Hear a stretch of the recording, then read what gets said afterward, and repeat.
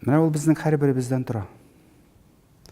Менә мин үзем районнарга чыккач, хуҗалыкларга, авылларга баргач, татар авылларында мин русча сөйләшкәнем юк. Татарча сөйләшергә тырышам, татарча аңлашабыз. Хәтта сөйләшә торган аудиториядә күпчелек татар булса, анда күпчелек өлешен аралашу сөйләшүнең үзебезнең татар телендә үткәрергә тырышам.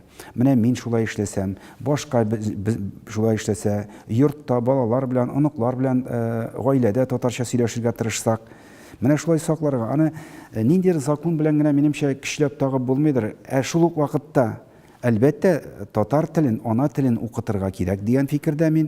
Аның программасын бик нык камилләштерергә кирәкме микән? Бардыр искиткеч үзенә тартып тора торган көчле, зәвыклы программалар табарга да кирәктер дип тә уйлыйм әле мин.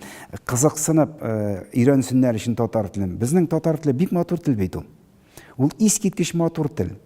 Аны татар үзенең ана телеңне белү белән горурланырга кирәк. Нәрсәгә кирәк дип санау, ул ахмак кеше фикере. Үзеңнең ана телеңне үзеңнең матди ихтыяҗың белән генә бәйләп буламыни? Рухи ихтыяҗыңны синең бер тиенлек кенәмени? Шуңа күрә мин бу очракта үз ана телеңне камил белү, әле аның белән бергә бит син үзебезнең мәдәниятебезне тирәнрәк өйрәнәсең, шулай бит. Аның белән горурланып һәм шуңа омтылырга кирәк. Никадәр без камил үз телебезне беләчәкбез, ул шуның кадәр безне дәрәҗәле, өстенлекле итәчәк.